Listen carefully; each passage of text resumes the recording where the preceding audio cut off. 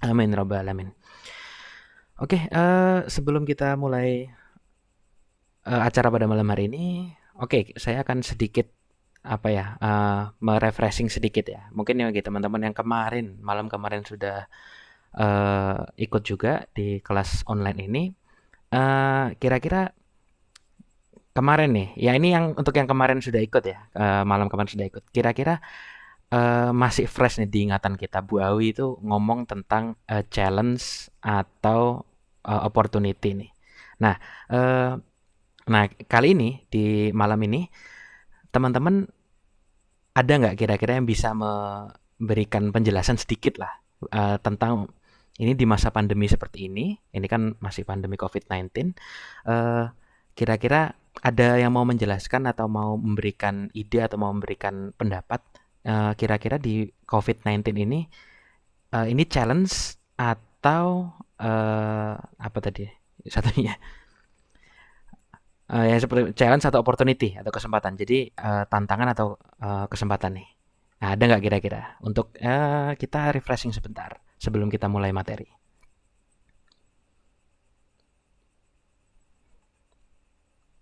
Ada nggak? Tidak ada sepertinya ya. Kalau tidak ada, gini aja. Kita akan tema malam hari ini adalah bekal sang relawan. Oke, kalau kita berbicara tentang bekal ya, bekal itu adalah persiapan atau preparation kita sebelum kita menjadi atau uh, kita menghadapi suatu masalah. Nah, adakah yang punya pendapat atau yang bisa menjelaskan sedikit nih? Ya, kira-kira apa sih kalau kita ini studi kasusnya, studi case-nya kita sebagai seorang relawan ini. Nah, kira-kira ini spesifiknya relawan apa ya? Relawan kemanusiaan. Relawan kemanusiaan. Nah, bekal apa yang kira-kira diperlukan nih untuk kita sebagai relawan kemanusiaan itu kita mau terjun ini. Misalnya kita mau terjun ke bencana tanah longsor nih atau banjir yang sering terjadi kan yang kebetulan sering terjadi akhir-akhir ini. Kira-kira persiapan apa atau bekal apa yang perlu kita siapkan? Nah, oke. Satu atau dua orang. Monggo. Ada yang mau menyampaikan kira-kira sebelum kita masuk ke materi malam ini?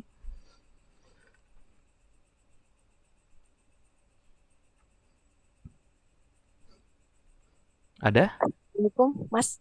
Waalaikumsalam. Nggih, Mas, Mbak. Ya, Mbak. Siapa teh? Silakan Saya Dina. diperkenalkan sekalian. Baik. Assalamualaikum warahmatullahi wabarakatuh. Waalaikumsalam Perkenalkan, warahmatullahi wabarakatuh. nama saya Dira. Ya, Saya termasuk awam ya, Mas. Artinya secara skill dan pengalaman saya belum ada basic di ya, kerelawanan, tapi saya mencoba untuk membayangkan apa sih yang kira-kira kita persiapkan sebelum terjun di lapangan ya, sebagai relawan. Menurut saya yang paling penting adalah mental. ya, Baru kemudian diikuti dengan kesiapan fisik gitu. Artinya sehat secara mental maupun secara fisik. ya, Yang dimaksud mental lebih kepada satu niat kita ketika kita akan terjun ke lapangan begitu. Kemudian mental juga ketika menghadapi situasi yang mungkin kita tidak duga di tengah proses entah evakuasi, entah mungkin pos rescuing seperti mm, itu yang saya pikir sangat akan memberikan pengaruh juga baik dari untuk kita maupun orang-orang di sekeliling kita termasuk tim seperti itu. Kemudian ya, fisik sudah jelas, kalau fisik kita nggak sehat kita nggak bisa maksimal. Itu mm. aja mungkin dari saya Mas. Terima kasih. Oke, terima kasih Mbak Dira ya tadi ya. Ya, Oke, tadi berarti pertama mental dan kedua fisik ya. Oke, saya setuju dengan itu. Jadi memang ketika kita menjadi ini spesifiknya relawan kemanusiaan dalam konteks ini kebencanaan, bencana tanah longsor atau banjir. Jadi memang yang pertama benar mental, karena memang ketika kita tidak memiliki mental yang kuat, ketika kita mau menyelamatkan atau kita tidak bisa berpikir jernih, kita belum siap, maka ya akan kita lakukan kita hanya akan menjadi orang yang justru malah bisa jadi malah orang yang diselamatkan, bukan orang yang mau menyelamatkan tapi jadi orang yang malah diselamatkan. Yang kedua emang fisik, fisik apalagi longsor atau banjir kan ya, kita akan membutuhkan banyak effort secara fisik. Bisa jadi kita harus berenang, bisa jadi kita harus menyelamatkan orang atau mungkin kita harus memakai alat yang berat seperti itu. Dan jangan lupa juga setelah itu kita jangan lupakan skill dan peralatan yang memadai. Jadi skill apa yang kita punya, kita manfaatkan di situ, kemudian berkomunikasi dengan pihak-pihak yang terkait, ya seperti BPBD, Basarnas dan semacamnya. Kemudian kita bisa support apa, alat apa. Kita harus menyiapkan itu karena kalau tidak ada alat, kita juga tidak akan efektif kerja kita. Begitu. Terima kasih atas atensinya. Tadi juga jawabannya oleh Mbak Dira. Oke. eh Oke, Kang Yazid, ini kita modelnya mungkin santai aja ya. Kita sambil ngobrol aja, Kang Yazid ya. Boleh ya? Diaktifkan sekalian mic-nya. Oke, Iya, iya, ini iya, iya. tema malam ini Sepakat, kayaknya menarik sepakat. ini. Tema malam ini menarik. Kita bekal seorang relawan. Nah, bekal ini kalau praktis saya ini ya. Ini kan tadi kan saya memberikan fresh yang awal tadi main itu kan tentang relawan kebencanaan nih. Nah, kalau saya mikirnya lebih sederhana. Gimana saya ketika misalnya sering naik gunung itu, bekalnya apa? Yang jelas pertama saya pasti akan siapkan makanan. Itu yang paling penting. Karena bekal itu saya lebih ke bento, bekal. Jadi benar-benar bekal, lebih ke makanan. Jadi makanan apa yang akan saya siapkan ketika naik gunung itu akan saya preparasi minimal 3 atau 4 hari sebelumnya. Saya kira-kira akan makan apa aja di sana. Bahkan sudah menyiapkan alat-alat masak dan semacamnya karena memang biasanya kalau naik gunung kan sehari 2 hari ya minimal, jadi harus benar-benar dijaga supply anunya. Nah, ini apa namanya, itu tentang bekal gitu kan ya. Nah, kira-kira kalau misalkan kita ini sebagai relawan nih, eh, apakah hanya itu saja? Apakah tadi hanya mental aja, kemudian fisik, dan tadi saya bilang untuk fisik juga makan gitu ya? Atau mungkin di benak Kang Yazid ada hal yang mungkin kita lupakan gitu ya sebagai seorang relawan yang harusnya memang kita persiapkan bekalnya itu lebih-lebih apa ya, lebih tajam lagi atau lebih ini lagi, lebih mendalam lagi. Oke, monggo. Baik, Mas Reksa dan kawan-kawan sekalian. Assalamualaikum warahmatullahi wabarakatuh. Waalaikumsalam warahmatullahi wabarakatuh. Selamat malam ya. Mudah-mudahan malam ini kita semuanya tetap semangat, tetap Ya. punya tetap punya jiwa seorang relawan, seorang volunteer begitu. Ngomong-ngomong tentang bekal seorang relawan, karena saya dikasih bagian bekal jiwa kemarin Oh, temanya jiwa. gitu, maka malam hari ini kita akan lebih banyak ngobrol tentang hal-hal yang sifatnya non materi gitu ya kira-kira Hmm. gitu. Jadi begini Mas Reksa dan sahabat-sahabat relawan sekalian bahwa relawan itu harus menjadi isme bagi kita, menjadi isme sebuah subkeyakinan kira-kira seperti itulah yang tertanam dalam jiwa kita. Jadi di antara isme-isme yang lain yang kita miliki, kalau kita sudah terjun sebagai seorang relawan, seorang volunteer, maka kita pun harus punya isme seorang volunteer, sesuatu yang sudah tertanam. Saya seorang volunteer, saya seorang relawan. Nah, caranya bagaimana? Nanti akan kita obrolin ya lebih dalam lagi tentang hal ini begitu. Jadi betul tadi kalau kita sudah terjun ke lapangan, perbekalan materi seperti makanan, peralatan dan sebagainya itu sangat penting. Cuma di sisi lain, malam ini kita ngobrolin hal-hal yang sifatnya sangat jiwa gitu, yaitu isme tadi itu. Nah, yang awal-awal kita lakukan itu adalah kita penting untuk mengasah kepekaan kita dulu ya. Jadi sebelum kita ngobrol tentang yang praktis-praktis, yang operasional dan sebagainya, tentang rencana-rencana, yang paling awal untuk kita bicarakan dan perlu kita kuatkan dalam diri kita adalah kepekaan kita melihat situasi terkini, situasi yang sedang kita hadapi begitu. Setelah itu nanti kemudian kita naik sedikit lagi dengan kemampuan kita menemukan the big why. Big why. Ngapain kita jadi relawan begitu? Jangan sampai kita jadi relawan tapi nggak tahu ngapainnya gitu, nggak tahu kenapanya gitu. Ya udah ikut-ikutan aja dan sebagainya. Nah, setelah itulah baru kita kemudian naik ke movement atau pergerakannya. Oke sahabat sekalian, kita bisa ya melihat sekeliling kita apa yang sesungguhnya terjadi pada hari ini begitu. Ketika ada peristiwa yang di situ jatuh korban atau di situ ada orang menderita, itu memang tidak semua orang akan jatuh hatinya untuk menolong. Tidak semua orang menyingsingkan lengan untuk kemudian terjun di lumpur-lumpur, di basah-basah, di hujan-hujan dan sebagainya memberikan pertolongan. Itu tidak semua orang demikian. Mungkin ada sebagian yang malah menjadikan sebagai bahan berita untuk komersil begitu. Sebagian yang lain mungkin menjadikan sebagai bahan untuk pencitraan agar bisa nampang-nampang di situ bersama mereka gitu. Agar nanti dapat like, tepuk tangan dan sebagainya sebagai seseorang yang dekat dengan mereka seolah-olah telah menolong begitu ya.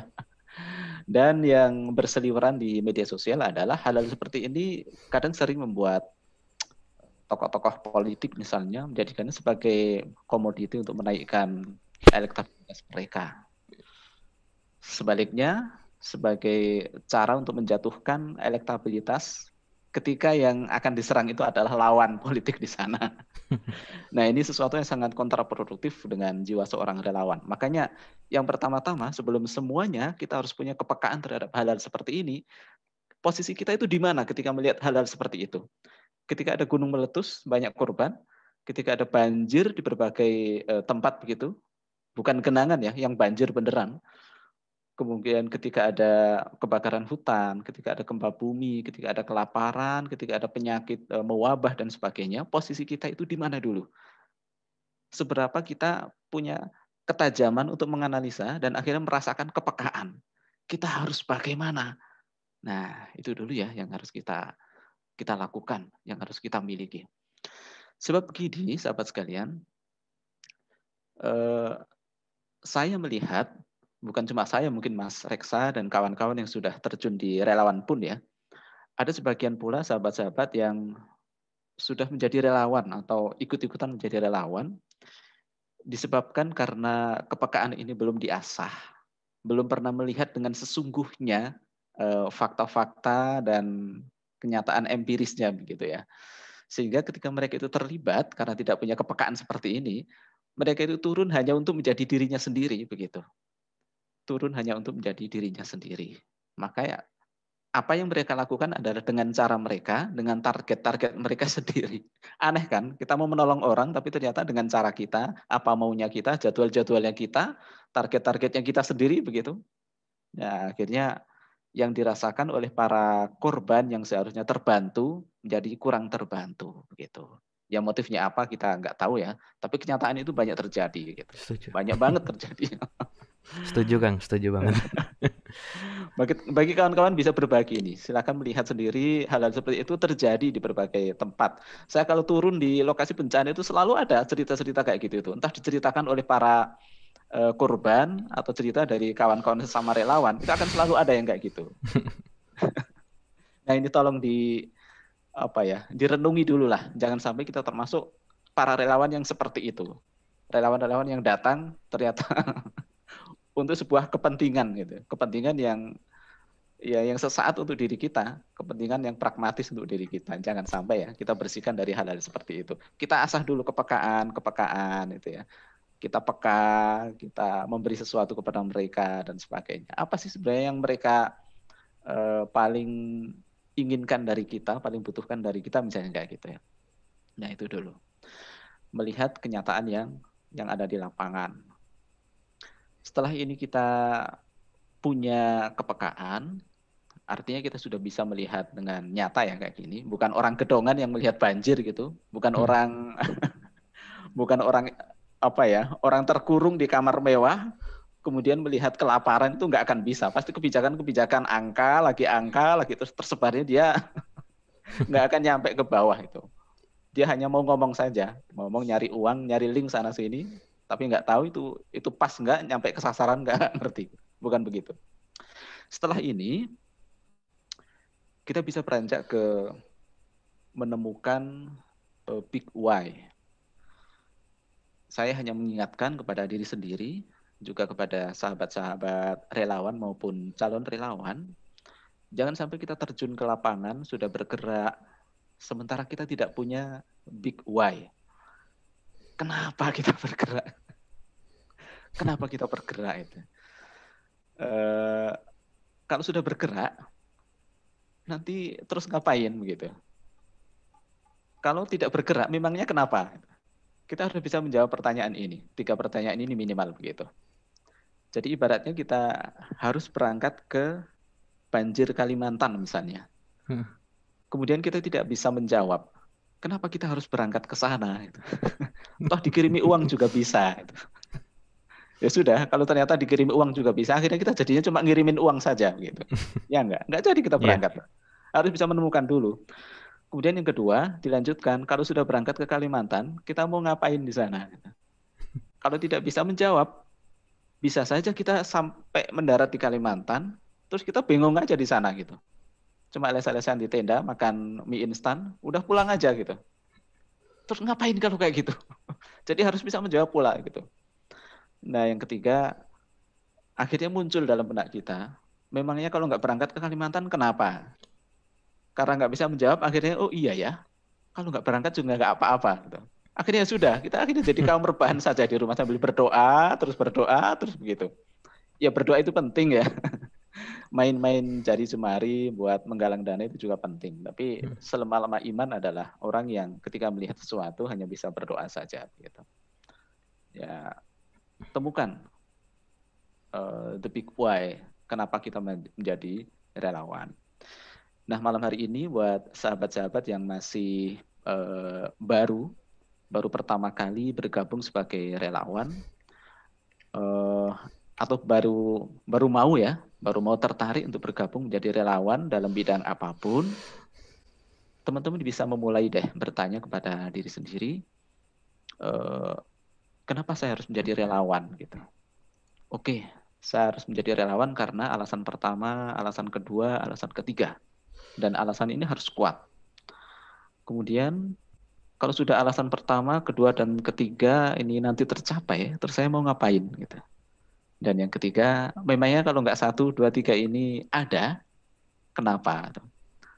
Kalau ternyata kenapa, nggak bisa tidak, insya Allah kita nanti akan betul-betul menjadi seorang relawan. Jadi contohnya adalah kalau kita sebagai seorang muslim, kerelawanan kita adalah kerelawan yang basicnya sangat spiritual begitu di dalam dada kita. Kita bisa menjadikan, ini contoh ya, contoh aja ini, Quran surat Al-Maidah ayat 2 gitu. Sebagai big why kita. Wa ta'awanu 'alal birri wat taqwa wa la ta'awanu 'alal ismi wal udwan. Ini saya jadi kayak ustadz ini. Udah cocok. Jadi maksudnya begini, teman-teman sekalian. Ada satu hal yang menjadi dorongan kita, dorongan besar. Ini saya contohkan dorongan besar yang sifatnya sangat spiritual, berhubungan dengan keyakinan kita bahwa menjadi relawan itu ya karena kita ingin menuruti seruan Allah. Kita ingin taat pada seruan Allah karena Allah sudah nyuruh kita untuk saling tolong-menolong. Nah, itu big why pertama. Kalau cuma ini tok juga boleh. Atau ditambah dengan yang lain misalnya gitu ya. Misalnya menjadi relawan karena kita ingin berdakwah melalui perbuatan secara langsung dan nyata. Biar nggak ngomong doang gitu. Kita harus memakmurkan. Gitu. Kita harus bertakwa kepada Tuhan Yang Maha Esa. Jangan, dan sebagainya. Tapi kita tidak pernah bisa berbuat apa-apa ketika kekurangan-kekurangan itu terjadi di hadapan kita. Bukan begitu. Ini contoh big why aja. Jadi kita ingin berdakwah bil hal, dakwah dengan perbuatan secara langsung, selain juga ngomong, memberi secara nyata, atau melakukan perbuatannya yang kerasa di hadapan mereka, dan berefek begitu. Ya, kita ngirim barang-barang bantuan, kita juga datang ke sana, kita juga menggalang sesuatu, misalnya dana atau kekuatan, pasukan, dan sebagainya. Itu contoh saja, dan lain-lain, dan lain-lain. Teman-teman bisa merumuskan sendiri ya, bikin the big why, kenapa kita menjadi relawan, kenapa saya menjadi relawan gitu. Nah, kalau ini sudah ketemu, saya yakin deh teman-teman seperti berangkat dari Jogja ke Jakarta misalnya. Ada big why kenapa saya harus ke Jakarta. Kalau orang itu ada big why, kenapa saya yang di Jogja ini harus berangkat ke Jakarta, sekalipun pesawatnya itu pesawat yang jelek, buruk rupa, saya yakin teman-teman tetap berangkat. Tetap berangkat itu. Sekalipun apa misalnya ya, jadwalnya molor sedikit, jadwal terbangnya gitu. Saya yakin teman-teman tetap akan berangkat itu. Sekalipun di Jakarta kurang disambut dengan menyenangkan, itu pun saya yakin teman-teman tetap di sana. Karena ada big why kenapa saya harus ke Jakarta. Kalau tidak ada bagaimana? Ya kita ke Jakarta hanya karena ada diskon pesawat besar-besaran gitu ya. Ini ada Garuda ini, bayarnya cuma sekian puluh ribu gitu. Hari Senin besok gitu. Mau nggak jadi relawan ke Jakarta? Mau gitu. Big why-nya apa? Nggak ada big why, ya small why aja gitu. Ya karena ada gratisan pesawat aja berangkat ke Jakarta. Gitu. Begitu sampai di atas pesawat ternyata ada tagih yang besar. Gitu. Kita nggak jadi gratis gitu. Oh kita balik aja. Pesawatnya suruh putar balik gitu ya. Atau begitu berangkat ke sana karena nggak ada big why, ternyata pesawatnya nggak jadi Garuda, ada pesawat yang jelek misalnya kayak gitu. Ya sudah akhirnya kita nggak jadi berangkat. Nah itu contoh orang yang tidak punya big why. Begitu dicoba jadi relawan, pertama kali berangkat ke lokasi banjir misalnya kayak gitu, ternyata kakinya kena kutu air. Ternyata lupa nggak pernah pengalaman aku soalnya. Ya, saya juga pernah soalnya. Ternyata nggak bawa sunblock gitu ya. Terus kulitnya hitam-hitam kena ultraviolet. Ternyata masuk angin di sana, lupa nggak bawa ini, nggak bawa itu dan sebagainya. Akhirnya pulang-pulang nyesel deh, menyimpulkan gitu. Ternyata jadi relawan itu menyengsarakan kita. Itu menzalimi diri sendiri malah ngomong kayak gitu. Jadi tanpa big why itu bisa kita mengatakan hal-hal yang konyol seperti itu. Dan itu bukan seorang relawan. Bukan seorang relawan. Nah, ini kita mulai pada bekal ya. Setelah kita menemukan kepekaan diri kita terhadap situasi di sekeliling, kemudian kita sudah menemukan the big why, kenapa-kenapanya, teman-teman bisa mulai melihat diri sendiri di dalam jiwa kita, dalam diri kita begitu. Seberapa selesai kita ini dengan diri kita? Seberapa selesai kita ini dengan diri kita? Kehidupan kita ini loh, sudah seberapa selesai sih? Saya tidak mengatakan bahwa seorang relawan itu harus selesai semuanya, enggak. Ya, hidup kita enggak akan selesai. Selesai itu nanti kalau sudah meninggal ya. Itu pun belum selesai juga, di alam kubur masih ditanya ini itu. Tapi kita bisa mengukur saja seberapa selesai sebenarnya hidup kita itu. Saya ingin menampilkan diagramnya Maslow ini ya, piramid yang sangat terkenal gitu. Orang-orang yang masih di level fokusnya paling bawah, ngurusi fisiologis gitu ya, ngurusi makan, ngurusi soal minum, ngurusi soal tempat tinggal dan sebagainya. Itu mereka kalau dipaksakan diri menjadi relawan, itu bisa berbahaya. Bisa-bisa mereka berharap dapat upah berapa gitu ya. Saya meninggalkan anak istri saya nanti nggak makan gitu ya. Saya harusnya jam-jam segini bisa ngerjakan ini itu, bisa menghasilkan uang. Tapi saya harus berangkat kayak gini, itu masih dipikirin, masih ada di otaknya. Itu artinya kita masih berada di level paling bawah. Dan ini berbahaya. Ini bisa menjadikan teman-temannya tervibrasi, terganggu akhirnya. Ada orang yang tidak semangat dan mudah down ketika di lapangan. Urusan mendasarnya itu belum selesai. Saya tidak mengatakan bahwa orang kalau sudah selesai dengan urusan fisiologis begini berarti mereka udah kaya, itu enggak. Tapi pikirannya sudah tertata. Ya itu urusanmu, gimana caranya itu teratasi begitu. Entah diselesaikan kemarin-kemarin urusan menafkahi istri, urusan melayani suami, ini bagi yang sudah berkeluarga ya, urusan untuk patuh kepada orang tua dan sebagainya, urusan kuliah dan sebagainya. Gimana cara menjadwalnya dan membagi fokusnya gitu. Jangan kemudian keluar keluhan ketika sudah di lapangan gitu. Kenapa kamu sekarang pulang tiba-tiba gitu? Aku belum ngerjain tugas kuliah gitu. Aduh. Bukan kayak gitu. Selesaikan dulu gitu. Nah, kawan-kawan sekalian, orang yang belum selesai di level ini itu bukan berarti mereka yang masih sangat muda, newbie itu ternyata enggak juga. Ada juga orang yang sudah beryayasan, berlembaga besar. belum selesai di hal seperti itu banyak sekali itu. Diajak rapat itu. Oh nanti aku ditegur suami, nanti di ini, itu banyak sekali. Oh anakku rewel, anakku dan sebagainya, itu banyak banget. Itu bukan urusan saya, misalnya saya instruktur atau saya komandan ya, bukan urusan saya, urusanmu itu. Jangan dikatakan di forum gitu, nggak boleh itu. Selesaikan urusanmu sendiri. Nggak mau tahu kalau saya. Ini urusan dengan orang yang mau kita tolong gitu. Kemudian naik lagi sedikit adalah tentang safety, tentang keamanan kita, perasaan aman, kemampuan untuk mengamankan diri kita sendiri. Sahabat sekalian, usahakan kita sudah selesai dalam soal keamanan ya. Kalau kita berurusan dengan banjir-banjir, dengan tsunami, dengan gelombang laut dan sebagainya, ya jangan sampai kita ini adalah orang-orang yang tidak bisa berenang gitu. Kapan saya latihan? Oh, lagi-lagi itu selesaikan Urusan urusan kamu seperti aja. itu ya. Iya. Kalau kita berurusan dengan evakuasi dan sebagainya, yo jangan sampai kalian itu nggak bisa nyetir gitu. Nanti ternyata ada situasi yang sangat panik gitu. Di sana ternyata ada truk atau mobil pick up itu. Kalian coba bingung saja tuh bagaimana mengevakuasi orang gitu. Gara-gara kalian nggak bisa nyetir gitu. Konyol nggak? Kayak gitu jadinya. Jadi sudah amankan diri kita.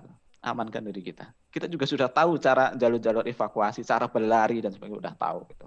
Jangan menjadi orang yang menolong untuk ditolong. Tadi kata siapa tadi? Mbak Dira tadi ya.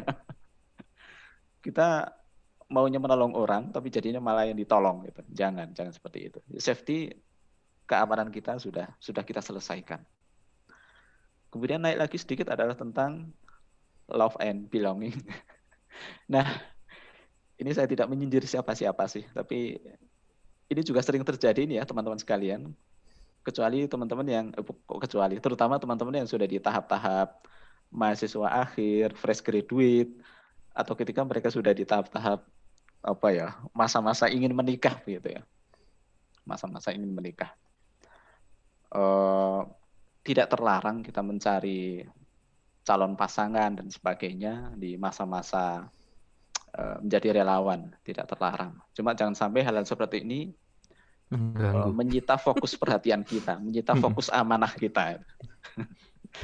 Ingat ini ya, Ummu Qais waktu hijrah ya, di rombongan-rombongan hijrah yang begitu berderap gitu ya, gegap gempita itu, ternyata ada orang-orang yang merah jambu gitu.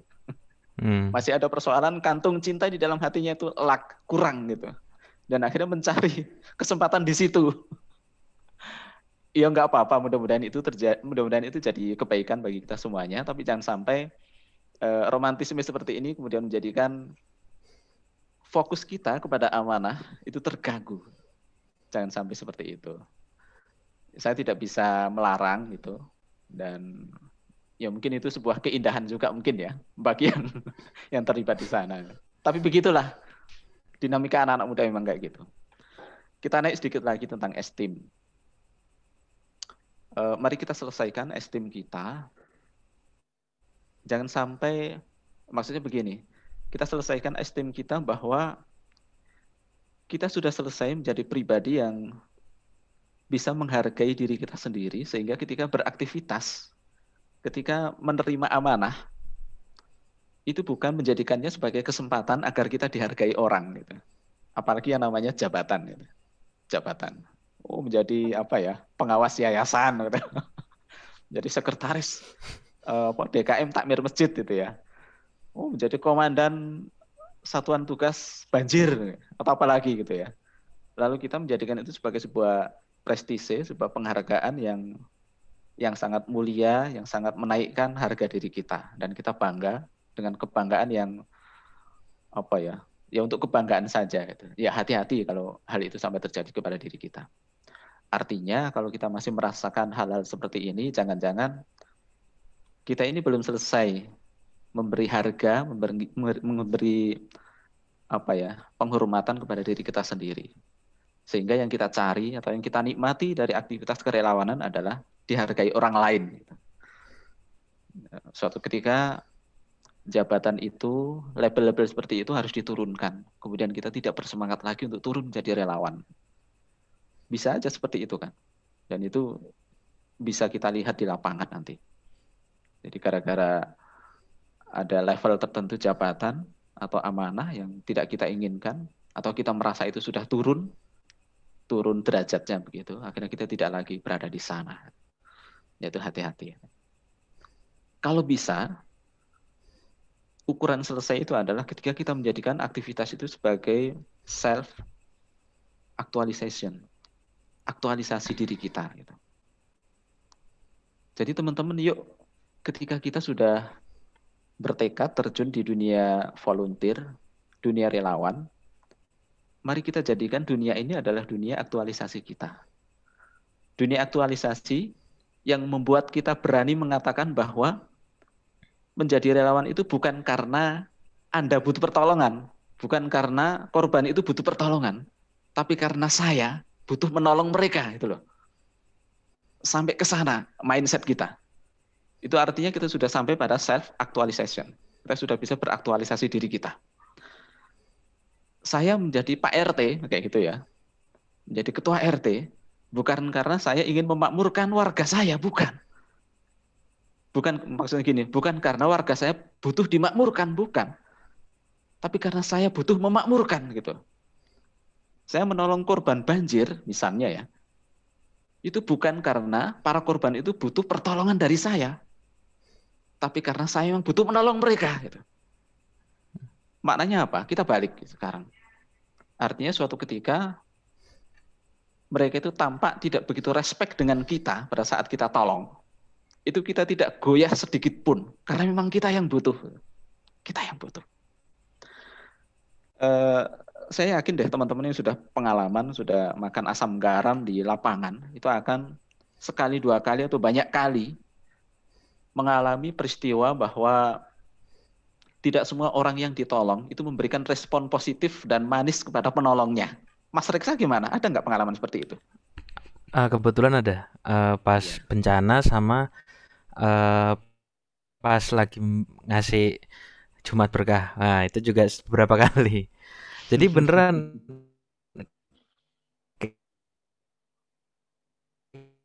kita itu siapkan itu yang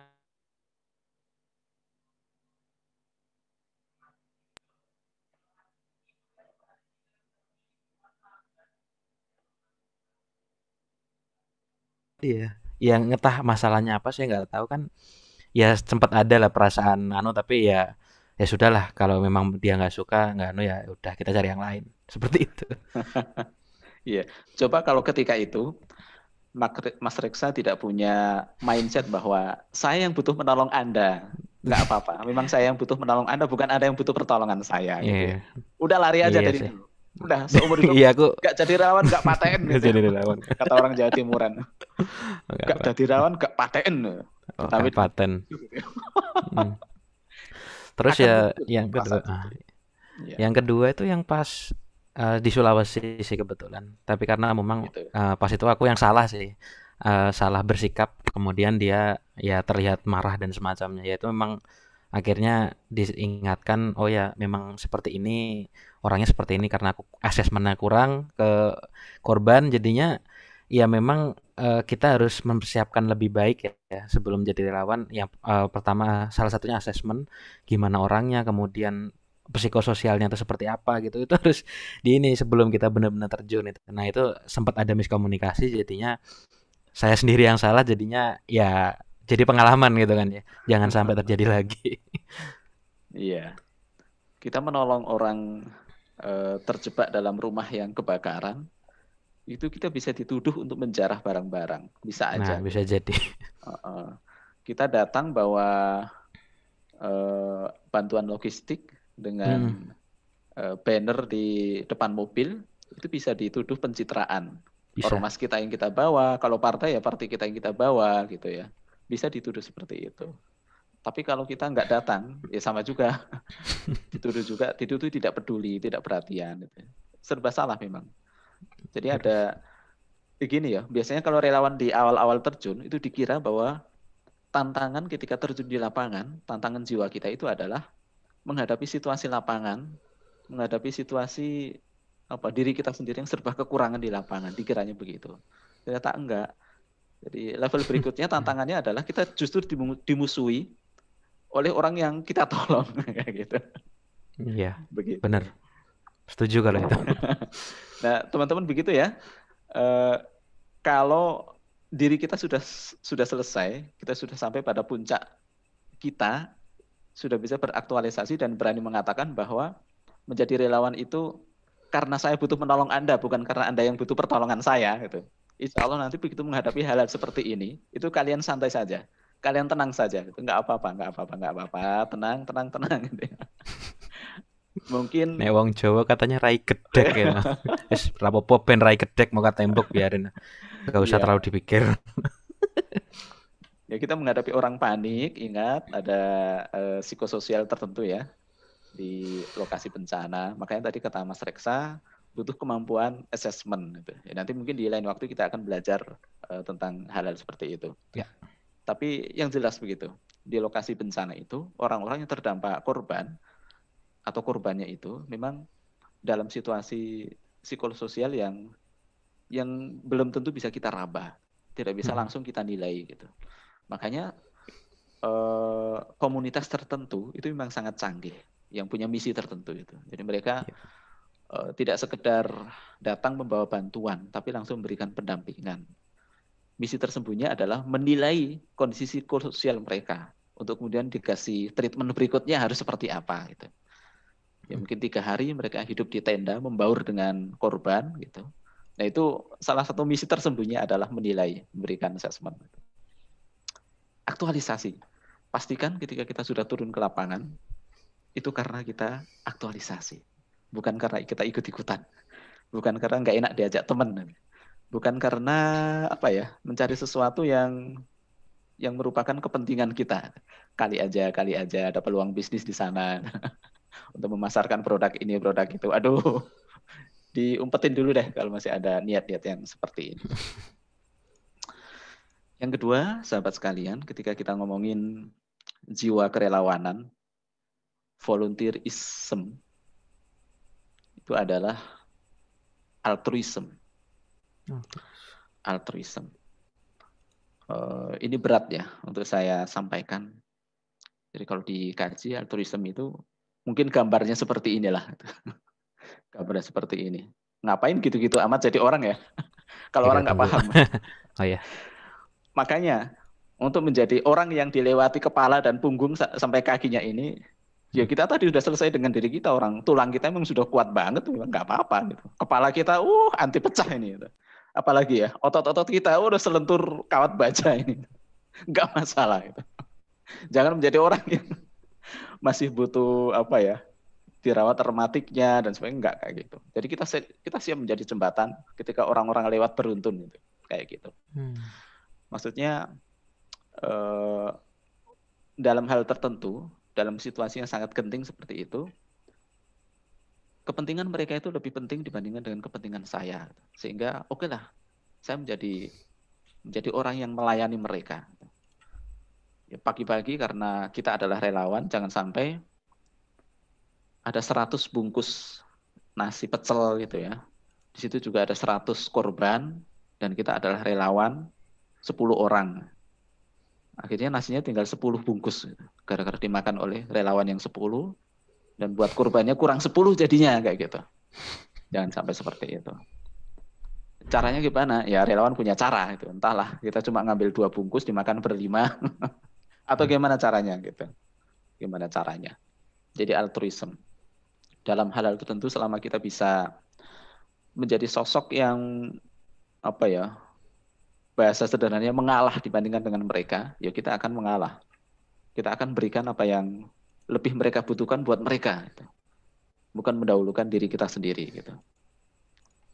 Ada tempat-tempat tempat-tempat pengungsian kayak gitu.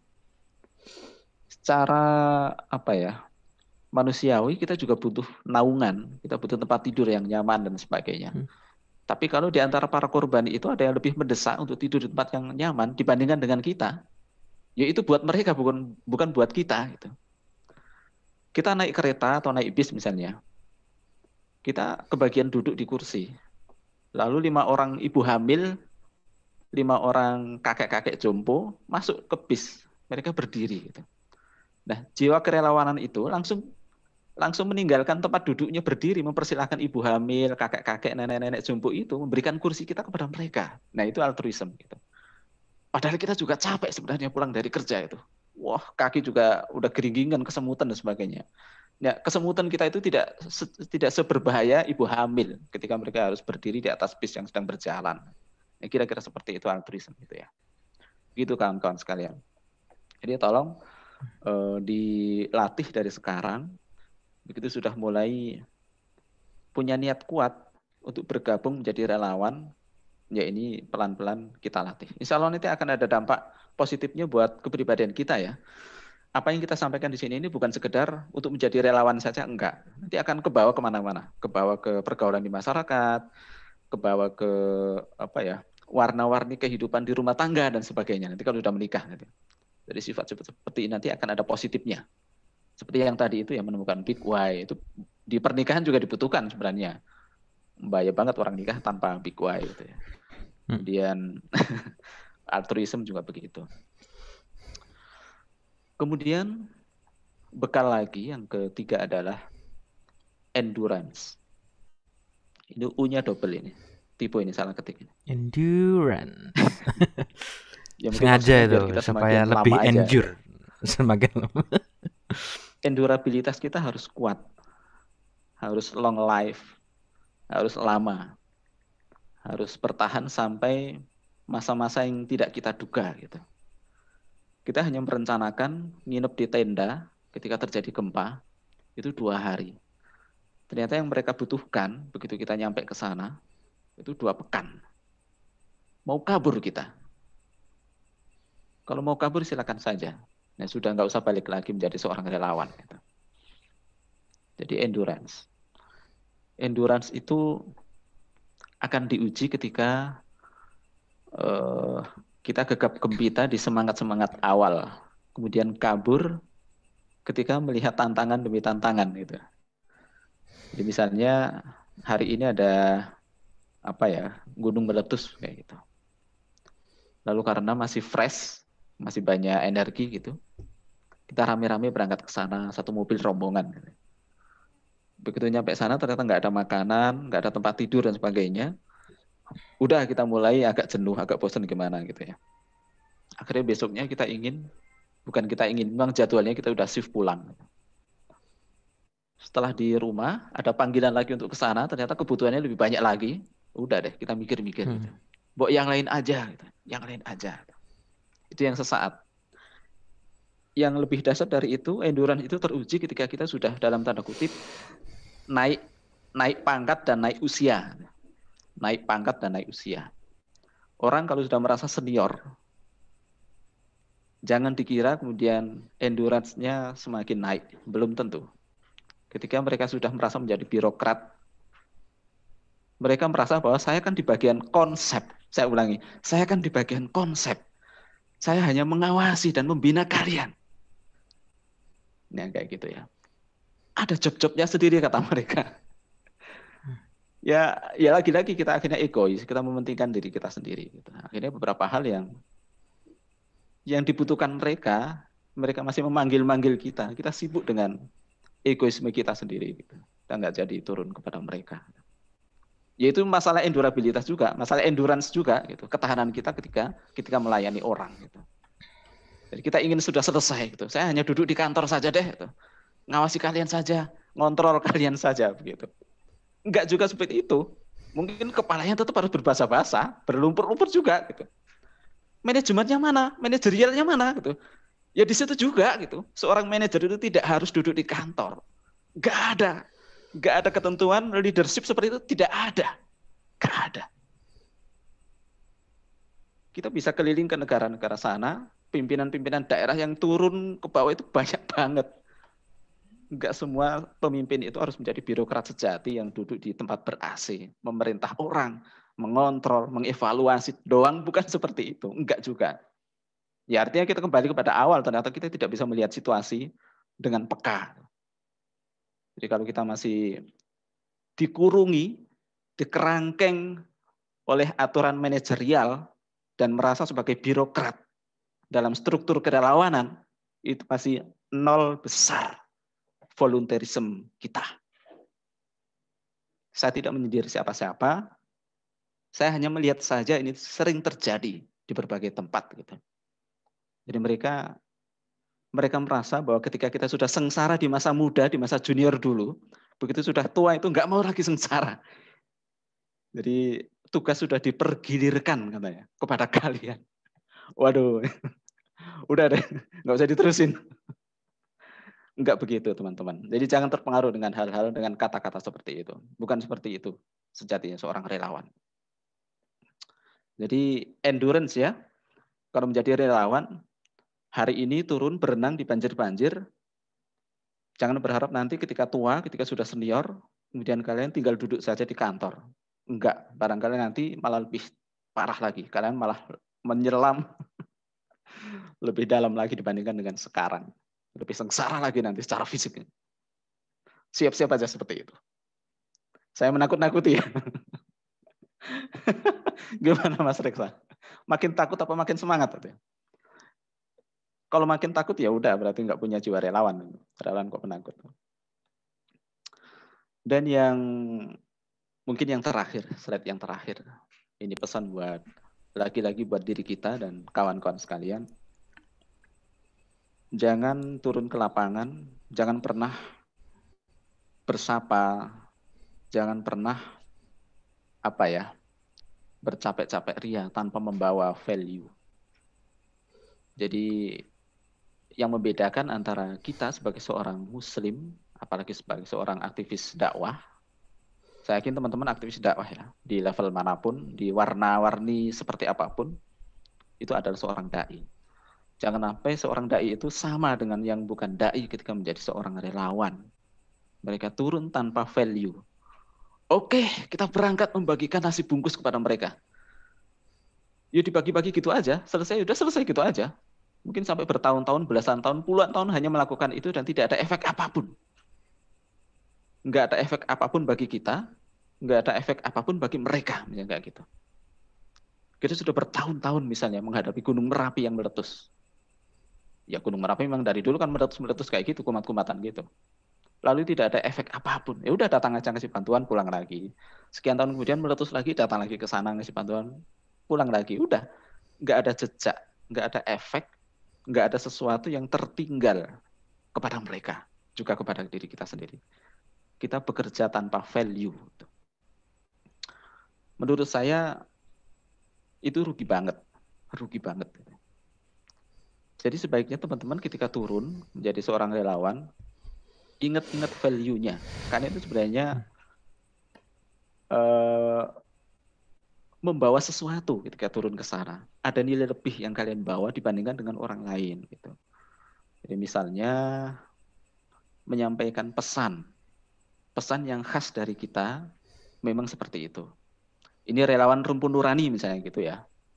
Relawan Rumpun Nurani itu punya program memberi bantuan kepada setiap korban bencana alam, misalnya begitu, dengan mobil nuraninya, misalnya gitu ya.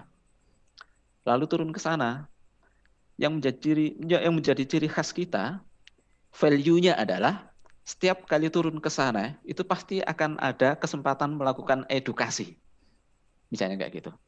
Dan edukasinya pasti kita nyangkut sesuatu yang berhubungan dengan keislaman. Misalnya mengajak mereka untuk tawakal, memotivasi mereka untuk tetap bersabar, kemudian memberikan mereka sentuhan-sentuhan layanan yang sifatnya mengajak kepada kebangkitan spiritual mereka. Ya kita semakin beriman, kita semakin ini dan sebagainya. Lalu kalaupun fisik, value-nya pasti yang dijamah pertama adalah masjid yang kita bangun sebagai pusat peradaban awal. Ketika korban-korban ini butuh tempat, butuh disapa, butuh berkumpul dan sebagainya. Nah, itu yang sama dengan value gitu. Value. Jadi bukan asal turun memberikan bantuan, bukan seperti itu. Itu rugi banget gitu. Turun sana mendengar keluhan mereka, apa butuhnya sekarang? Sekarang butuh pondasi rumah kayak gitu ya. Atau butuh gorong-gorong macet semua ini. Kita berikan saja. Bukan gitu juga maksudnya gitu. Kita punya value gitu. Kita punya sesuatu yang diprioritaskan untuk ngefek, untuk menjadi sesuatu yang penting di masa depannya dan menjadi berwarna gitu. Tidak sekedar ini. Tidak sekedar kita datang memberikan bantuan. Gitu Mas Riksa mungkin yang saya sampaikan malam hari ini. Oke, menarik sekali. Jadi, wah ini tadi panjang banget ya, mau disimpulkan susah juga. Mungkin sedikit yang tadi aku ngambil dari itu aja ya, Kang ya. Eh ini nih, mungkin aku mau pancingan-pancingan juga nih.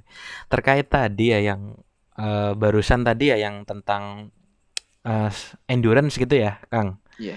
Endurance tadi kayaknya Kang Yazid ngomong tentang tidak menjadi seorang birokrat ya. Jadi mungkin lebih ke keseimbangan gitu ya. Kalau aku kan juga pernah merasakan menyuruh orang seperti itu, juga pernah terjun di lapangan juga. Tapi mungkin ya setuju memang kalau memang harus ada tetap tiap orang atau tiap individu itu atau apalagi relawan gitu ya harus terjun ke lapangan, tapi memang mungkin kapasitasnya ya. Mungkin ada satu orang yang dia memang pandai sekali di administrasi, pandai sekali untuk mengurusi birokrat dan semacamnya. Mungkin dia memang ketika diterjunkan ke lapangan kurang begitu berkontribusi gitu. Jadinya memang dia pasnya memang tugasnya di situ sih. Karena memang kalau kebencanaan sendiri kan memang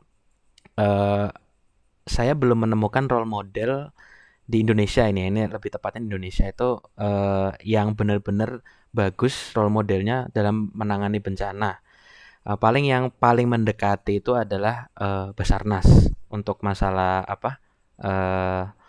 pengelolaan gitu ya, yang bagus itu karena memang mereka mungkin sudah terprofesional, udah berbeda gitu levelnya dengan kita. Jadi memang untuk kita sendiri mungkin seperti NGO, kalau saya seperti Rumah Zakat itu tetap harus ya porsi-porsi yang pas untuk orang ini kira-kira apa, jadi tidak bisa harus terjun gitu kan ya. Jadi dia emang pantasnya diberkat saja gitu di tempat itu saja gitu. Ya. Nah, lebih efektifnya seperti itu. Jadi begini, yang saya maksud itu ini, bagi mereka yang memang bagiannya adalah bagian berlumpur-lumpur ya, maksudnya kayak gitu. Ketika sekarang berlumpur-lumpur, itu jangan bermimpi bahwa suatu saat nanti saya tidak berlumpur-lumpur lagi ketika sudah duduk di birokrasi. Oh iya.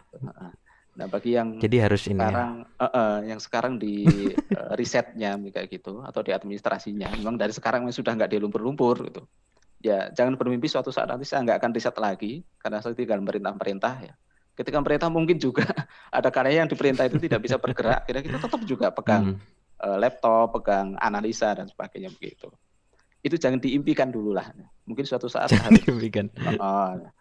Nah bagi mereka yang sudah duduk di atas, ya memang itu sudah seorang komandan ya, harus bisa helikopter view begitu, yang dengan pengalamannya dia akan melakukan pengawasan dan controlling kepada anak buahnya gitu. Tapi itu kan bukan impian kita. Ntar kalau sudah sampai sana lah, silakan dirasakan sendiri gitu. Dan ketika itu terjadi, kita sudah di puncak pimpinan kayak gitu, atau di tempat yang nyaman secara fisik ya, nggak keliling-keliling, nggak turun ke lapangan dan sebagainya, tetap aja akan ada situasi bahwa kita nanti akan turun. Bukan turun lapangan fisik ya, mungkin ya itu tadi, mungkin turun administrasi, turun ngecek ini itu, bahkan turun menghandle sesuatu yang errornya, mungkin ada human error di bidang apa, itu akan hal seperti itu. Jadi pesan saya itu jangan di angan-angan enaknya dari sekarang gitu. Jangan diangan-angan akan mendapatkan prestise dengan dalih itu adalah kenaikan karir dan sebagainya, ya enggak. Itu pun belum tentu nyaman juga kok ada di kursi birokrat itu ya. Kita akan berpindah ke lapangan yang lain, lapangan sesama birokrat dengan pemerintah, dengan sesama NGO dunia mungkin gitu ya. Dan di sana lapangan lebih dahsyat lagi. Ya tidak nyaman juga sebenarnya, kira-kira kayak gitu. Oke, wah mantap banget pembahasan malam ini. Oke, untuk peserta ini ada berapa ini? Ada 18 yang masuk, mungkin dikurangi 4 ya. Mungkin ada sekitar 14 15 orang ya. Ada ini Bu Awi. Selamat malam Bu Awi. Bergabung lagi ya. Malam kemarin sekarang mendengarkan mendengarkan Sinau lagi. Jadi Mungkin Bu Awi ini yang ketua yayasannya tapi masih sinau gitu kan ya. Kita bisa mencontoh beliau juga gitu. Apa effortnya dalam belajar itu tidak padam gitu kan ya, walaupun mungkin sudah nyaman itu di pucuk pimpinan istilahnya itu. Bu Pucuk Awi, pimpinan yayasan gitu kan ya. Bu Awi Tapi ini masih contoh ini, apa? Masih mau berlala untuk belajar gitu. Jadi Mas Reksa. apa? Teman-teman Bu jangan Awi ini apa? Jangan kalah sama Bu Awi gitu. contoh contoh relawan yang sudah menjadi apa ya ketua yayasan bahkan pendiri yayasan tapi tetap datang ke lapangan berbahasa-bahasa itu Bu Awi ya. Iya.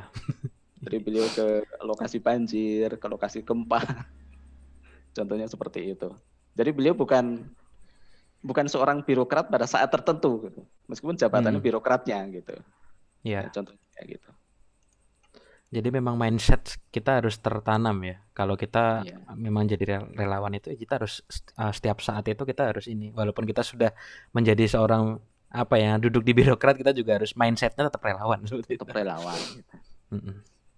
Oke, keren banget. Enggak. Ya, Eh, mungkin masuk dikit ya Mas menanggapi siap, ini. monggo, monggo, monggo, monggo. Tanya juga ini sama Pak Yazid, bah Iya, materinya. sekalian tanya. Aduh ini. Boleh, Cuman, boleh banget. memang kalau kemarin saya juga cerita, mungkin Pak Yazid juga nggak datang ya, bagaimana belajar jadi relawan itu sepanjang hidup ya, karena memang kita melakukan banyak sekali kesalahan. Jadi cerita yang kemarin juga ketika kita di Merapi itu kesalahan terburu-buru, kemudian bantuannya terbakar habis, itu menjadi catatan-catatan penting gitu ya untuk terus melangkah dan pada saat yang sama juga belajar dan memperbaiki diri gitu. Dan ya ini mungkin kalau tadi Reksa bilang ada tahapan-tahapan gitu Pak. Mungkin tahapannya itu seperti apa ya untuk bisa semakin membaik, meningkat, merapi, tetapi tetap dengan giroh dan semangat yang sama gitu. Oke. Tahapan ya, monggo. Langsung ditanggapi saja atau mau ini apa? Ada pertanyaan lain dulu? Langsung tanggapi aja kayaknya. Lebih enak. Baik Bu Awi ya tentang tahapan-tahapan belajar dalam dunia kerelawanan gitu ya. Ya tentu saja Bu, kalau ngomong-ngomong tentang kerelawanan, yang pertama itu kan dasar-dasar ya. Nah biasanya dasar-dasar itu lebih kepada diri kita sendiri sebenarnya. Yang seperti tadi saya sampaikan itu ya. Di diagram Maslow itu diselesaikan deh itunya. Diselesaikan. Sebab nanti kalau ada efek-efek yang tidak kita inginkan dari pergerakan relawan itu, jangan-jangan lagi-lagi persoalannya hanya karena diri kita aja begitu. Jangan-jangan itu dulu. Nah, setelah tahapan pertama yaitu diri kita sudah selesai. Yang namanya selesai itu nggak selesai full, enggak sih, kita nggak akan selesai kayak gitu ya. Kemudian kita baru belajar tentang sananya, tentang yang di luar diri kita itu, tentang manajemen, tentang link sana sini dan sebagainya. Nah, kalau saya lebih melihat misalnya berbagai peristiwa perjalanan pemberian bantuan yang ada human error-nya itu mungkin bukan pada tahapan-tahapan kayaknya Bu, tapi karena yaitu tadi seperti yang Ibu katakan ada keterburu-buruan mungkin ya, sehingga kita kurang teliti pada saat mau starting awalnya itu. Jadi ngontrolnya juga susah kalau startingnya kurang pas gitu. Kemudian ya ini yang perlu saya sampaikan, meskipun tak ada hubungannya dengan jiwa ya, tapi hubungan dengan keorganisasian atau leadership-nya. Kita ini perlu punya apa ya, kondisi existing relawan kita. Ini sudah berhubungan dengan manajemen relawan ini. Jadi relawan kita itu sebenarnya siapa saja, kemampuannya apa, dan kapasitasnya seperti apa. Jangan sampai existing SDM relawan ini tidak match dengan program yang sudah kita telurkan, program kita canangkan gitu. Kita programnya sangat melangit, sangat bagus sekali, tapi existing kondisi SDM-nya seperti ini gitu. Begitu barang titipan itu sudah ada, lokasinya juga sudah ada, lalu kita eksekusi, udah deh di sananya jadi tidak seperti yang kita inginkan. Kalau saya kemarin lebih melihat itunya dulu. Itu versi saya, bukan pada tahapan-tahapan belajarnya sih. Kalau belajarnya itu sudah luar biasa itu. Udah luar biasa kita. Berarti kembali ke manajemen Oke. ya Pak, manajemen diri, manajemen organisasi agar rapi, dan juga manajemen bencana. Iya, kayak gitu Bu. Jadi pengetahuan bencana seperti Memahami dikatakan oke Teksa tadi ya, semuanya. assessment itu salah satu bagian dari yang harus kita sampaikan kepada para relawan. Makanya untuk menyampaikan ini kan kita harus punya peta existingnya dulu. Misalnya 10 relawan ini sebenarnya yang paham dengan manajemen ini berapa orang, yang paham dengan assessment berapa orang, bisa ngajari temannya enggak gitu. Kalau enggak bisa sudah terpaksa kita yang menyampaikan atau kita mendatangkan pelatih dan sebagainya gitu. Ya udah berarti program kita sebelum dikasih program yang berat-berat, acara kita kepada mereka adalah memberikan sentuhan berupa knowledge ini dan skill ini gitu. Mereka tahu dulu lah gitu. Dan dilatih kecil-kecil dulu, dikasih aksi kerelawanan yang kecil-kecil dulu. Lalu setelah itu udah fix, mereka punya pengetahuannya, punya skillnya, sudah ada kenaikan grafik existingnya dari kondisi awal, kita baru berani memberikan program sesuai dengan ukuran saat ini dibandingkan dengan yang kemarin gitu. Kira-kira kayak gitu. Oke, terima kasih. Nyimak yang lain. Ya, terima kasih Kang Yazid. Oh iya, terima kasih Kang Yazid. Bu Awi, mungkin kalau saya sih lebih ke ini aja sih. Ini mungkin sedikit aja menambahkan karena saya juga bukan ya orang yang ini juga sih. Cuma kebetulan kan pernah mengalami apa ya istilahnya materi dan matrikulasi tentang hal itu. Jadinya ini saya gampang aja sih kalau memang itu konteksnya memang kerelawan, ini juga bukan tentang jiwa juga ya Kang, tapi lebih ke bagaimana kita mengatasi suatu masalah decision making. Jadi kalau saya sih pengalaman, memang kalau untuk satu spesifik tertentu, misalkan kita mau menjadi relawan apa, misalkan menjadi seorang rescue atau mungkin rescue-nya juga spesifik, misalkan ke jungle, ke hutan, rescue hutan, atau rescue air, water rescue, itu pasti yang pertama yang pertama sekali di ini adalah seleksi. Pertama jelas ya, seleksi. Jadi untuk yang siapa saja yang benar-benar dia ingin dan mau untuk menjadi relawan, itu kan itu yang pertama. Kemudian yang setelah diseleksi ini apakah mereka secara mental, secara fisik itu mereka mampu ya, dengan caranya penjaringan awal dites, kemudian ada post test, ada pre-testnya dan semacamnya, kemudian ada ujian juga, baru ada pemateri, kemudian setelah itu masih dijaring lagi dan semacamnya. Dan yang penting memang kalau untuk kedisiplinan itu juga perlu ya, apalagi seorang relawan ya. Disiplin itu dari awal, dari bangun tidur, kemudian mandi, kemudian makan, kemudian ketika kelas itu benar-benar diperhatikan. Karena memang kalau misalkan itu juga adalah sarana dalam membentuk ini juga ya, membentuk kepribadian juga ya. Juga mungkin untuk menjaga adab, karena memang kalau kita misalkan ketika belajar atau ketika dari awal kita bangun itu tidak menunjukkan adab yang baik, ya itu tidak mencerminkan seorang relawan yang baik juga. Ya, simpelnya seperti itu. Ya udah, kemudian ketika sudah materi, kemudian ada ujian, yang lolos berapa sekian. Nah, itu baru dikatakan dia sebagai calon relawan, seperti itu. Baru habis itu lanjut lagi, kalau misal memang mau ke spesifiknya seperti apa, baru lanjut seperti itu. Jadi memang kalau yang saya alami pengalaman sih, memang lebih banyak dari awal itu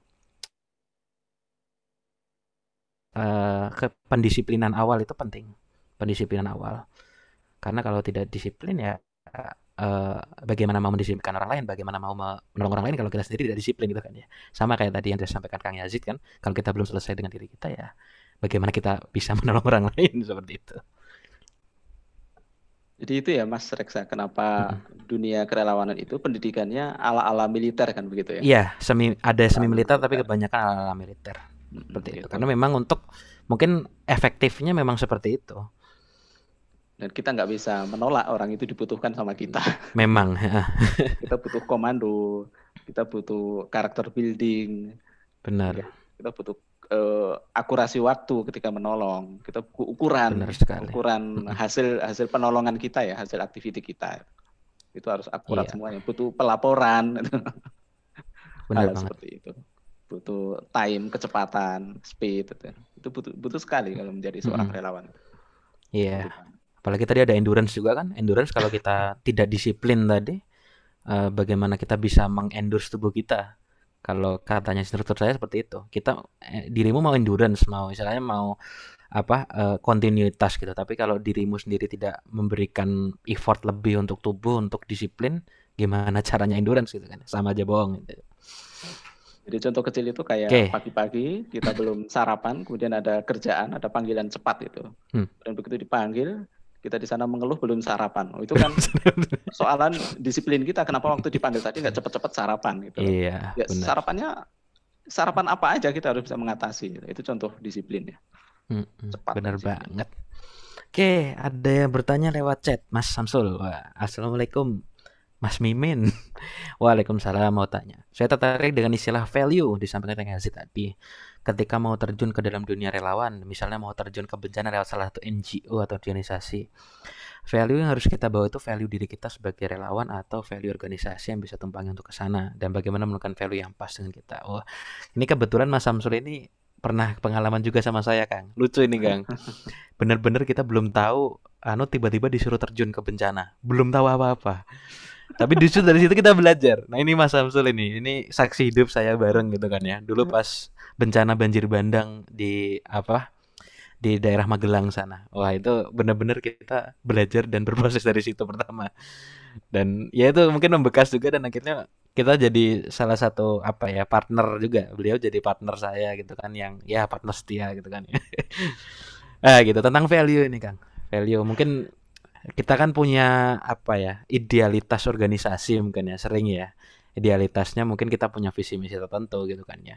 Nah, mungkin kadang-kadang mungkin agak bertentangan nih value kita nih. Dan mungkin ya nggak mesti bertentangan, mungkin ada yang kurang serak atau kurang pas nih value dengan kita. Nah, itu gimana nih? Bagaimana menemukan value yang pas gitu dengan kita? Baik, Mas Samsul ya. Mas Samsul. Ngomong-ngomong tentang value, kalau kita memang punya tekad untuk menjadi relawan, dan menjadi relawan itu harus pakai value, Mas Samsul bisa pilih saja. Jadi diawali dari value pribadi dulu, kemudian dari value pribadi pilih lembaga kerelawanan yang bersesuaian dengan value pribadi kita gitu. Misalnya Mas Samsul itu value-nya adalah siar gitu. Ya, saya mau jadi relawan itu intinya saya harus membawa siar. Siar apa? Ya siar Islam gitu, misalnya kayak gitu ya. Terus ternyata yang dipilih Mas Samsul itu NGO untuk perlindungan komodo misalnya kayak gitu. Wah, itu nggak nyambung Mas Samsul. Nanti mau mendakwai komodo dong. Nggak nyambung sama sekali itu. Nggak akan bisa membawa value ke daerah komodo. Sekalipun nanti kita akan berkumpul dengan orang-orang sesama penyayang komodo atau perawat komodo, pelestari komodo begitu ya, ke sana sini. Oh, mereka itu muslim aja belum tentu. Muslim aja belum tentu. Dan situasinya akan sangat berbeda dari yang kita bayangkan. Jadi NGO atau lembaga-lembaga yang berhubungan dengan kelestarian kayak gini itu mungkin untuk teman-teman yang ada di grup Zoominar ini nggak kesana value-nya, kayaknya nggak.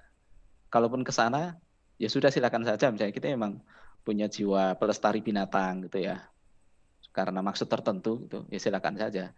Tapi di sisi hal lain kita juga masih punya kekuatan energi volunteer untuk lembaga lain dengan value kita sendiri gitu. Ya monggo saja, nggak apa-apa. Monggo saja. Jadi Mas Samsul bisa ukur dulu deh value saya itu apa sih ketika turun itu. Kemudian nyampe ke sana, pilih saja mana yang paling cocok dengan value kita. Kalau ternyata belum cocok, ya minimal ada peluang untuk disampaikan value ini gitu ya. Itu tadi kita mendakwai orang-orang yang sesama perawat komodo gitu. Kalau susah ya sudah, ngapain dilanjutin gitu. Kita hanya menjadi pesuruh mereka aja gitu. Hanya menjadi pesuruh mereka aja. Gitu Mas Samsul.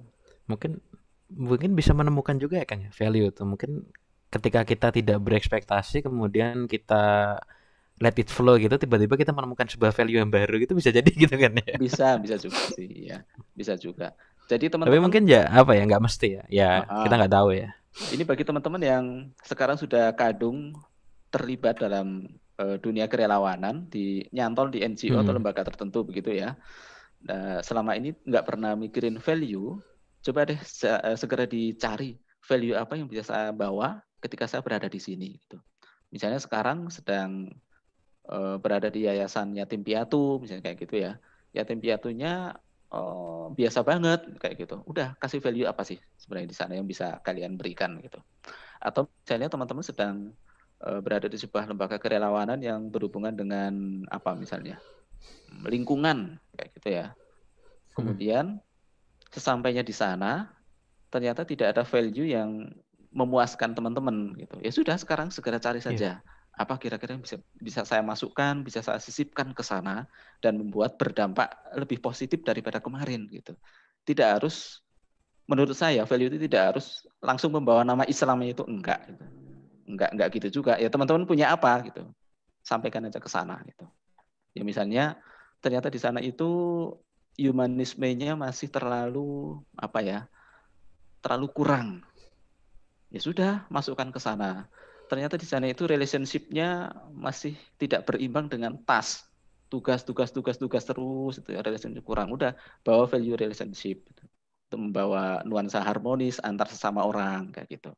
Yaitu value kalian, silakan aja sampaikan ke sana gitu. Pelan-pelan gitu. Itu masih tetap bisa.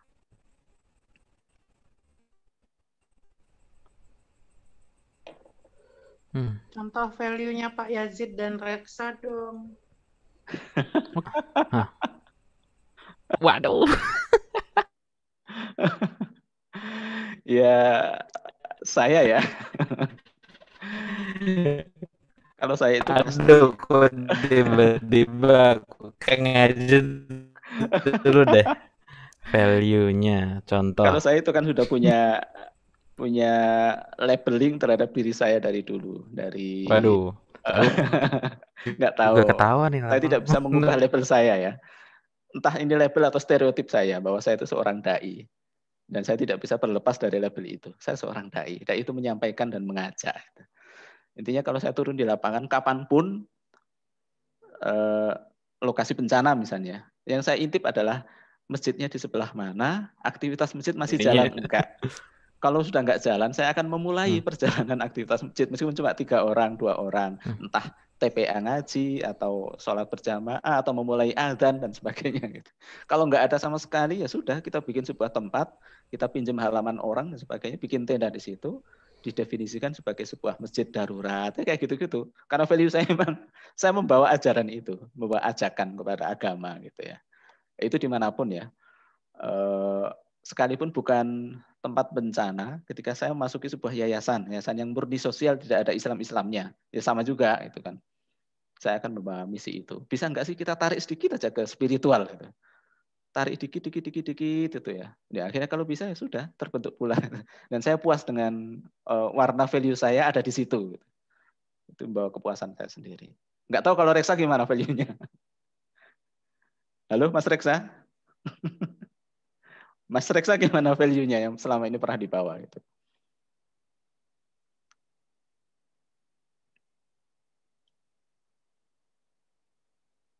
Oke, kalau saya ya, value yang saya dapat itu ini tergantung berada berapa lembaga, tapi mungkin saya nganu ke satu lembaga aja, ke rumah zakat gitu kan ya. Jadi kalau saya melihat apa saya di rumah zakat itu, value yang saya dapatkan itu adalah kebersamaannya sih, lebih ke situ. Nah, kayak gitu. Kebersamaannya. Jadi kenapa kok mau-maunya kita ke lokasi bencana walaupun kita tidak tahu nanti akan seperti apa ya, walaupun memang sudah diplotkan ya, tapi memang ketika kita sudah jatuh di bencana itu, plottingan kita itu nanti pasti akan apa ya, tidak mesti sama gitu kan, pas gitu kan ya. Misalkan saya diplottingkan di dapur umum gitu kan ya, tapi ada kalanya juga saya juga ngajar ngaji gitu kan ya, ngajar ngaji, kemudian kadang juga membantu rescue dan semacamnya. Jadi bukan karena itu hal yang kok tidak profesional, bukan, tetapi karena memang pertama kita kekurangan orang, kekurangan SDM gitu kan ya. Jadi memang yang punya potensi atau punya skill yang lain selain yang diplotkan itu jadi harus siap gitu kan ya. Mau nggak mau harus siap. Dan itu yang menjadikan justru malah teman-teman itu lebih dekat ketika ada aksi. Lebih dekat ketimbang ketika mengerjakan suatu project, misalkan ada project apa gitu kan ya. Dan itu yang tidak bisa ketemu semua. Tetapi ketika sudah direncana itu ya istilahnya sampai tidur bareng di mana satu tempat gitu kan ya. Yang jadi tahu tahu apa ya sifat-sifatnya teman-teman masing-masing gitu kan ya. Nah, itu yang apa ya priceless lah menurut saya itu hal yang priceless. Saya menemukan value-nya di situ. Dan itu yang mungkin ketika saya di lembaga lain saya belum menemukannya karena kebetulan memang yang paling lama sih kebetulan di rumah zakat. Begitu. Jadi value yang saya dapatkan adalah ukuah lebih sih. Kita lebih tahu dan kita selain lebih tahu kita saling ya sedikit lah bisa ngasih-ngasih nasihat, ngasih saran atau ya macam-macam gitu kan ya. Pokoknya tentang persaudaraan itu lebih kuat ketika di lokasi bencana. Seperti itu. Ini ada pertanyaan ini kayaknya Mas Rex saya. Ya, Dari Mbak Dira ini ya. Mbak chat Dira sebentar. sama Mbak Yuni. Saya nggak kelihatan di tempat saya. Soalnya barusan Oh iya. hilang dari Iya. peredaran. Baik, saya bacakan dulu ya. Assalamualaikum, mohon izin bertanya terkait spiritualitas yang bisa dikatakan tertinggi ini ya. Pertanyaannya apa ya? Pertanyaan saya, apakah jika seorang belum bisa menemukan big why, maka dia belum bisa atau bahkan tidak dapat menjadi relawan? Atau bisakah diasah di kalangan masyarakat yang lebih luas lagi, terutama golongan pemuda? Atau dunia memang idealnya terbagi menjadi dua sisi. Ada orang-orang yang aktif menjadi relawan, dan ada orang-orang yang akan selalu dapat mengandalkan, yang hanya dapat mengandalkan keberadaan relawan tanpa bisa jadi relawan gitu. Iya, Mbak Dira, tadi saya katakan bahwa kita semuanya berproses sehingga tidak harus semuanya selesai di starting awal. Bahkan sudah ninik-ninik, sudah aki-aki nanti, sudah simbah-simbah pun belum tentu kita akan selesai. Tapi setidaknya sekian persentase besar itu kita sudah selesai dengan diri kita. Begitu juga ketika berhubungan dengan big why. Jadi tidak semua big why itu harus selesai dari awal dan selesai sempurna sih enggak. Saya pun tidak bisa mengklaim bahwa saya itu sudah selesai big why saya ketika menjadi relawan, enggak juga gitu. Tapi itu sudah ada dan sudah mulai tumbuh big why kita itu. Nah, teman-teman yang belum menemukan big why atau merasa bahwa big why itu belum begitu besar, tetap saja jalan. Tetap saja jalan. Ada orang yang bahkan big why-nya itu menguat justru ketika dia itu sudah berpraktek jalan gitu. Sudah melihat kenyataan fenomena di alam. Oh, memang kondisi mereka itu kayak gini gitu. Jadi saya tidak boleh mundur. Saya tidak punya alasan untuk ke belakang lagi. Nah, itu salah satu big why-nya. Dan ini nyambung dengan pertanyaan Mbak Yuni ya. Ya, kalau motivasi menjadi relawan adalah karena merasa butuh ditolong Allah, menolong karena merasa butuh ditolong Allah, masuk level mana ini? Nah, ini yang saya masukkan dengan big why. Jadi ini level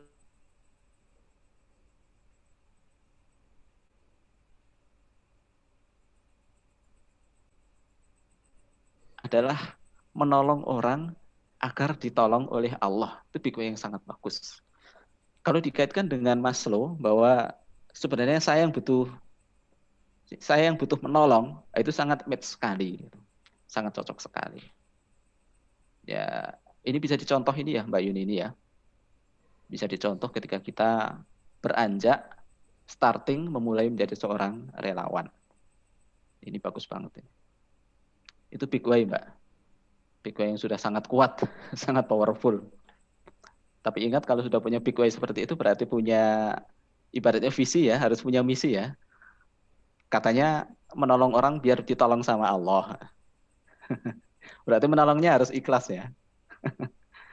Terus biar Allah menolong, itu berarti ada poin 1, poin 2, poin 3, poin 4 itu. Enggak sekedar menolong gitu aja, kemudian Allah menolong kita gitu aja. Enggak.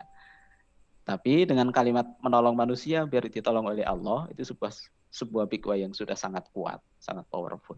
Bagus itu. Ada pertanyaan lagi enggak? Enggak ada ya. Oke, Masa tidak ada? Tadi kalau di layar saya sih tidak ada. Nggak ada ya? Selayar saya. Soalnya tadi kan kayaknya ada 2 pertanyaan terus sudah dijawab semua sepertinya ya. Ya, ya. Oke. Oke, kalau tidak ada yang ditanyakan lagi, ini masih ada 10 menit kan? Mungkin bisa apa?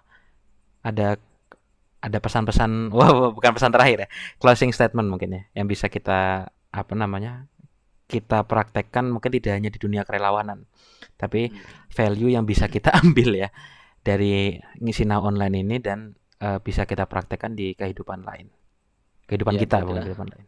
Sahabat-sahabat sekalian, lagi-lagi saya tidak membawa value saya sebagai seorang penyampai pesan-pesan spiritual gitu ya. Dimanapun posisi saya akan tetap menyampaikan itu selama memungkinkan untuk disampaikan.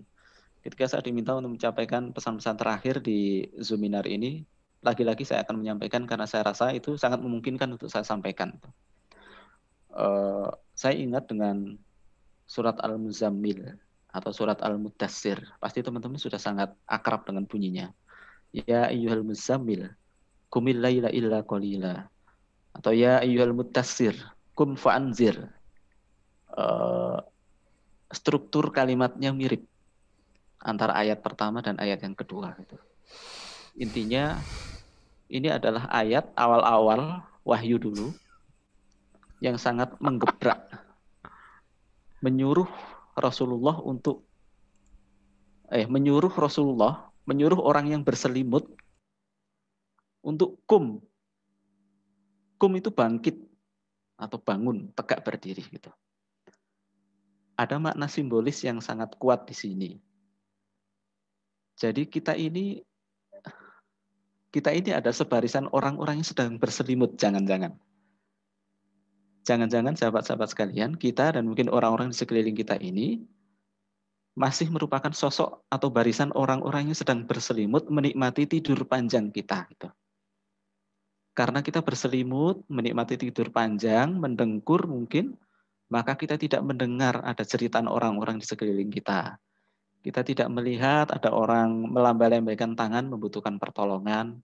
Kita tidak peka dengan obrolan-obrolan dan peristiwa-peristiwa di sekeliling kita, namanya juga orang berselimut gitu. Orang yang sedang mendengkur, orang yang sedang tidur. Makanya Allah menggebrak dengan kerasnya, kum fa'anzir, atau kumil laila illa qalila. Kalau Al-Muzammil kan kumil laila illa qalila. Kalau Al-Mudassir kum fa'anzir. Yang awalnya ya ayyuhal mudassir, kalau Al-Muzammil ya ayyuhal muzammil. Sama, wahai orang yang berselimut. Wahai kita-kita yang selama ini masih diam, masih berada di kurungan zona nyaman, ayo kita bangkit keluar. Ayo kita berjalan dengan tegak. Ayo kita melangkah dengan derap-derap penuh semangat. Fa'andir, kita berikan peringatan kepada mereka. Kita berikan pertolongan kepada mereka. Kita tampakkan bukti bahwa kita bisa berkontribusi kepada mereka. Kita sibakkan malam. Malam sudah mau berakhir. Qumil laila illa qalila. Meskipun orang-orang sedikit seperti kita. Meskipun orang-orang melanjutkan berselimutnya, melanjutkan tidur lelapnya, kita tidak demikian. Illa qalila, kita menjadi sebagian orang-orang yang sedikit saja, gak apa-apa. Gak apa-apa. Gitu. Orang-orang nyaman dengan IG mereka, dengan stalking mereka, dengan status-status galau, dengan drakor-drakor mereka, dengan lagu-lagu Korea mereka, nyaman begitu. Kita yang masih nyaman ya silakan dinikmati kenyamanan itu, tapi jangan lupa, kita juga sedikit demi sedikit menarik diri kita untuk keluar dari zona nyaman itu. Kita memberikan sesuatu untuk orang-orang yang mereka membutuhkan pertolongan. Karena sejatinya kita butuh menolong mereka. Illa qalila, sekalipun kita dianggap aneh oleh sebagian dari mereka itu. Ngapain kita galang-galangin kayak gitu-gitu? Ngapain kita gabung di klub-klub seperti itu? Ngapain kita ke perempatan jalan bagi-bagi nasi bungkus sore hari waktu mau berbuka puasa? Ngapain kita jadi panitia Ramadan? Kan masih lama Ramadan. Dan ngapain yang lagi gitu. Kita minta-minta di perempatan dan sebagainya. Pasti dinyinyirin orang.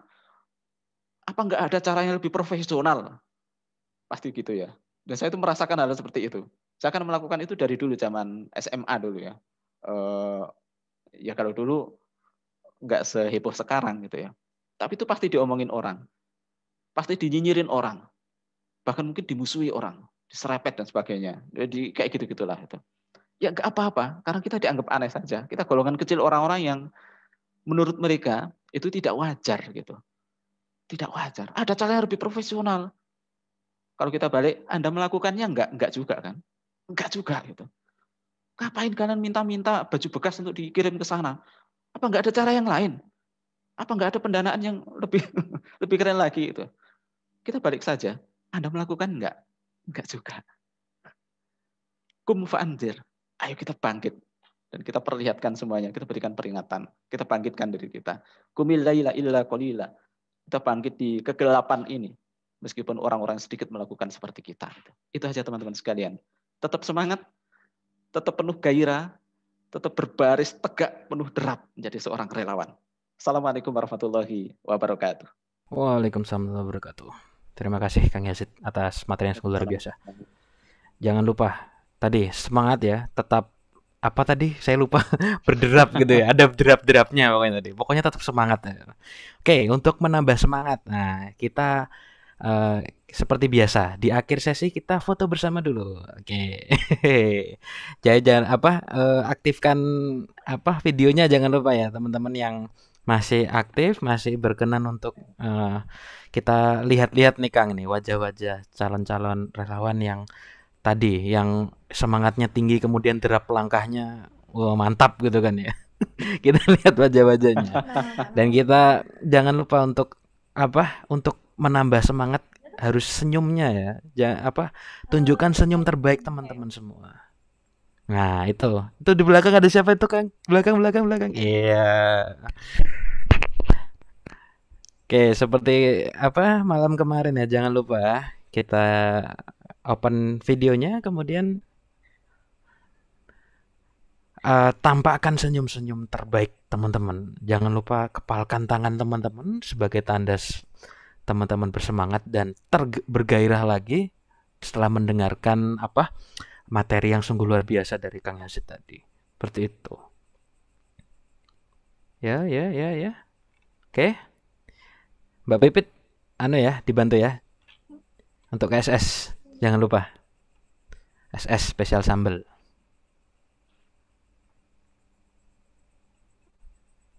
Oke, sudah belum? Sudah berapa persen Mbak kira-kira yang sudah join? Tuh 234. Oke, 1 2 3 4. Oke. Cukup ya, Mbak Pipit? Cukup. Oke, cukup. Ya, kita gimana dulu? Kita senyum dulu. Ya, kita senyum. Senyum dan jempol tangan kanan jempolnya. Nah, tunjukkan ke kamera. Bisa ya? Oke, bisa. Sip. Oke. Siap. 1 2 3. Jangan lupa senyum. Gagal banget kan? Udah. Oke, udah. Barangkali mau foto. Oke, yang ini gaya kedua seperti biasa. Kita senyum gini ya. Oke, jangan lupa gini. Ya. Tandanya kita bersemangat. Saya sih semangat. Masa teman-teman yang lain nggak semangat? Oke. Mau satu tangan, mau dua tangan nggak apa-apa. Yang penting senyum. Ya, oke. Siap. 1 2 3. Oke, sudah? Udah. Oke, sip. Terima kasih teman-teman semua. Selamat malam. Oke, kita sudah sampai di penghujung acara. Terima kasih kepada pemateri, narasumber yang sungguh luar biasa. Terima kasih Kang Yazid dan juga Teh Dery. Terima kasih teman-teman yang sudah meramaikan. Ada Bu Awi juga, pemateri sebelumnya. Dan insya Allah kita akan bertemu lagi di Sinau Online di chapter berikutnya. Dan tentunya tidak lupa dengan materi yang insya Allah lebih seru lagi. Jadi stay tune aja. Kalau ada pemberitahuan dari teman-teman, dari mungkin Mbak Wilu, Mbak Anissa, kalau mau Sinau Online lagi, langsung ikut aja. Karena tidak akan mengecewakan insya Allah, akan pasti bermanfaat. Oke, saya Andika Reksa, saya sebagai moderator pada malam hari ini saya pamit undur diri. Ketika ada kelebihan datang dari Allah Subhanahu Wa Taala, ketika ada kekurangan datangnya dari saya. Bila taufiq hidayah, waridul inayah, fastabiqul khairat. Assalamualaikum warahmatullahi wabarakatuh. Waalaikumsalam warahmatullahi wabarakatuh. Warahmatullahi wabarakatuh. Oke, Hatur nuhun, turun. jazakumullah khair. Sampai ketemu lagi. Iya, baik ketemu lagi di selanjutnya.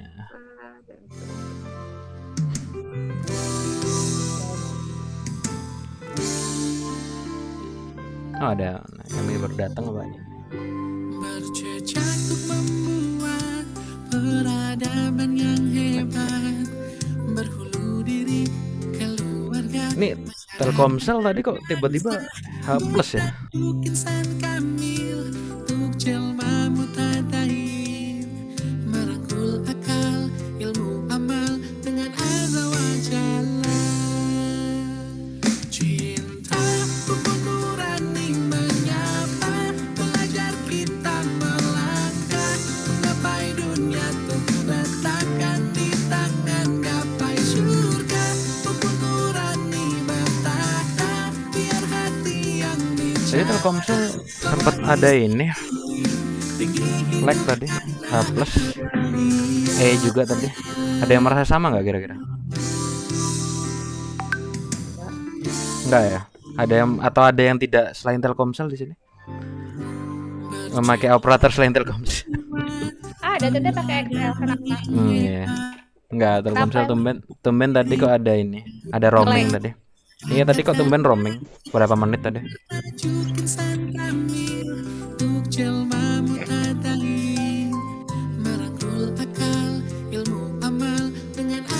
Tapi mau ada ini enggak? Iya, iya. Evaluasi enggak? Iya. Oke. Ini gaya banget sih, ini ada lampunya. Aku juga ada tapi nggak tak aktifin teh. Sama, aku juga ada.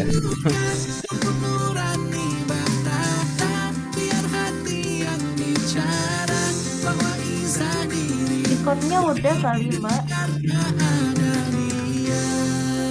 Smartphone kayak dihajar waktu lah, lu pakainya Snapchat.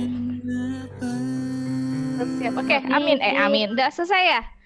Alhamdulillahirobbilalamin. Recordingnya matikan saja. Ini kemana nih ininya? Stop ya.